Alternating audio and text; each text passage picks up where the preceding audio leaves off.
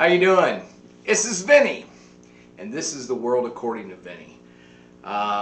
What a Super Bowl! What a weekend! Amazing. Before I get started, though, I want to make sure everybody knows if you're here for the first time, please hit the. Really appreciate you hitting the subscribe button, and maybe give me a like and hit the little notification bell. If you're one that has seen me before, I want to thank you for coming back.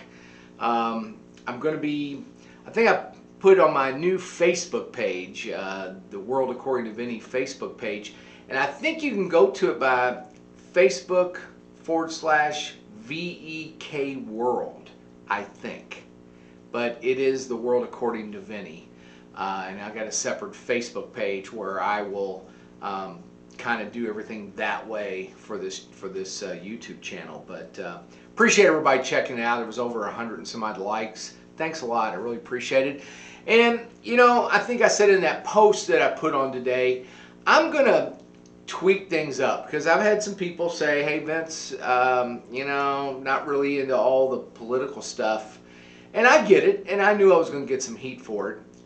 It's just the way, that's just the way it is. I mean, I think what I'm going to do, I'm still kind of keeping to trending news. I'm definitely absurd news. I'm working on having some guests on, and I've got something to brainstorm that came up, and actually a suggestion by someone, and we'll bring that up when that happens. But to make some things more lighthearted. But here's the thing about me. The reason I'm doing this, it helps me vent a little bit. So if there's news and it happens to be political, if it affects us as United States citizens, I've got to make sure we're all informed, like House Bill HR 127, for those that believe in the Second Amendment rights. You know, there's just little things like that I've got to bring up, because if we don't, we're not going to continue and have a great country. And that's all I'll say about that. So, had some comments. A friend of mine, I think Andy up in Ohio, says, "Vince, where's your cigar?" One time I didn't do a cigar when I started. I did an unboxing if you check out another video. But this is the CAO Session. And it says, "Sit, smoke, and chill." It's one of my favorites. So anyway, for you cigar people, that's a nice cigar. And we'll be doing some reviews. But anyway, I do have to start with one thing. It's just, I almost call it absurd. Because, you know, there for a while, I guess, former presidents weren't having, and I won't say who it is. I'm not going to get in that. I'd see that people, we just don't want to move. We're going to move forward. But they didn't have White House, you know, press briefings. Then we did. And then they didn't like it because that last one that we had, she was tough. She pretty much had all the answers and just pulled the book out and just let it. Now we have someone that... I'll circle back to you on. The scary part on this, the White House reporters, they're kind of upset with the communication staff because they want to know what questions they're going to ask. You know, and I read where they said, well, it's about time that we've got, it's good that we have press briefings back to where you know, we're getting factual information. I'm not going to go there. But what I'm a little concerned about is the press is supposed to keep our politicians on their toes and to inform the American people and to make sure everybody knows what's going on. Just think back in the days, early days, didn't have any of this where you could see it every day. But the reporters were a little upset. They were not happy because they, you know, I think they're concerned that not all reporters will have an opportunity to ask a question. I just want reporters to actually ask a question instead of say, "Hey, since the new administration's in, how does the flushes of the toilet, are they adequate? And do you have a bidet in the bathroom? You know, I'm just making that up. It's just, the thing is, we need to be asking a question about, you know, why are you worried about immigration? Don't we have laws that take care of that? Oh, is it true that you want to just open the borders? It's stuff like that. We got to make sure our politicians are held accountable. Democrat, Republican, Independent, whoever it is. So that's the bottom line on that. I just think so. Now, back to like Second Amendment and what I'm really worried about. There was a New Mexico state senator who introduced a bill that could criminalize parents who teach their children how to shoot firearms if the children is not considered an authorized user, according to the state pro-gun group. I mean, my dad never really, we shot a couple guns. I've since have taken classes and got my concealed carry because I think that's the right way to do it. But I know a lot of people that said, man, I was hunting and learned how to use guns with my dad and mom. Mom and dad taught me these things. It just concerns that State Bill 224 is going to say that is that's not going to be a good thing. You know, I guess the Daily Wire stated that a minor may be an authorized user only if the minor is at least 12 years old of age and successfully complete a firearm safety training course. You know, I think the mom and dad that are gun safety people, I think they could probably take care of that. I just think, again, I'm against government getting in with this.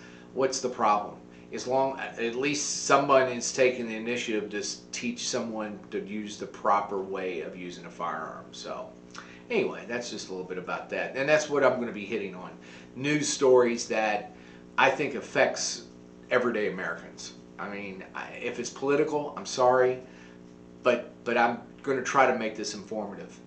Speaking of informative and absurd news, because I think this is, I'll just say this came from, in what sounds like a terrifying cookbook, How to Eat Your Christmas Tree. Yeah, that's what it said. Artesian baker Julia Jurgalis offers recipes such as Christmas tree pickles, Christmas cured fish, and blue spruce ice cream. So anyway, I guess Noel King said it's the first weekend after the New Year, which means we're about to see a lot of Christmas trees out on the curb. Instead of tossing the tree out, why not eat it? What sounds like a terrifying new cookbook, How to Eat Your Christmas Tree. So I just think that is pretty crazy. They say not all trees are edible, though. Stay away from the fake ones. Now that is absurd news. Now, this isn't political. This is funny. This is absurd. And I guess it's because when anybody doesn't like another person or group, I mean, you get stuff like this. And to be honest with you, probably needs to be done. But let me headline here. Atlantic City to offer bidders the chance to blow up a former Trump casino. So for about 6 years, the ghost of the Trump Plaza Hotel and Casino, if I was Donald Trump, I'd stay away from casinos because he's not very good at it. Maybe you can hire me. I'd run the craps operation. I think that's what I'd like to do. But the casino has haunted the boardwalk in Atlantic City for a while. But not for long. The city is offering you the opportunity to bring it down with your own bare hands. Kinda. We're selling the experience to push the button to implode the Trump Plaza, says Bonar's Auction, an independent auction house that the city has hired to collect bids for the building plan implosion. It was supposed to be January 29th, just 9 days after the president term closed. But the update is the new date is now February 17th at 9 a.m. I mean, mark that down. City officials, now here's the good thing about this. City officials said the proceeds from the auction is going to benefit the Boys and Girls Club of Atlantic City, nonprofit group dedicating services for the city's young children and teens. I think that's a great thing, but I just thought it was funny. You know, I bet there's going to be $14 million. People want to push the button and go, I took care of Trump. He's out. I love it. If I live close, I'd probably take some money, and try to win that. But anyway, now the reason I'm wearing my red, white, and blue shirt, this last story, I do call absurd because we've lost our, you know what? The Dallas Mavericks haven't played the national anthem during home games this season. Don't plan to play it moving forward. Owner Mark Cuban confirmed to Axios. Now, the thing is, I think they didn't have any crowds till just last week. I think some NBA teams are bringing in first responders, things like that, but they didn't have anybody. So I get it. Why are you playing it when there's no fans? But why does it matter? The Mavericks are believed to be the first American professional sports team to cease playing the national anthem at home. In June, I guess Cuban expressed support for players kneeling, telling ESPN if they were taking a knee and they were being respectful, I'd be proud of them. Hopefully, I'd join them. Well, let me guess this. Hold on, just want to throw this out. Mark Cuban, you're the owner of the team. If you want to go down the floor and kneel with them, why aren't you? Just quit. If you want to, get on the floor and kneel. But, it's just a lot. He ought to be a politician. I heard he may run. A lot of that. My goodness. In July, he tweeted, the national anthem police in this country are out of control. If you want to complain to your boss and ask why you don't play the national anthem every day before you start work. Quote of what he said. The state of the play, Dallas never formally announced the new policy. Cuban was allowed to enact it because the NBA has permitted teams to run their pregame operations as they see fit this season, per league spokesman. I guess on Monday, the Mavericks became the 11th NBA team to welcome fans. So I talked about a little bit that. They had 1,500 fans against the Timberwolves. Now, just a little history lesson for you before we go. The Star-Spangled Banner was played at a few sporting events in the 1800s, but it made its mainstream debut during the 1918 World Series, Red Sox versus Cubs, which took place amid World War I and global pandemic. Kind of goes full circle, doesn't it? 1931, it became the official U.S. national anthem, and then at the end of World War II, the NFL required it be played at every game. The tradition quickly spread to other sports thanks to post-war World War II patriotism and better PA systems. Anyway, that's funny. That to me is a news absurd. But actually, one last thing before I leave. I was at Super Bowl Sunday. I was at my cigar shop, and we were watching, and we stood when they played the national anthem, which I think those two people did a fine job. But we stood in a cigar shop because that's our national anthem. That's my thoughts. That's the world according to Vinnie, and I'm Vinnie. Hey, please hit the subscribe button if you haven't. Share it. I'm going to put it on Facebook so you can share the link to the YouTube. I really appreciate what you're doing. If you smoke cigars, it is a miserable day here in southern Indiana. If you've got bad weather, just be safe. Vinnie wants to see you again. So, this is Vinnie from the world according to Vinnie. Take care. We'll be seeing you soon.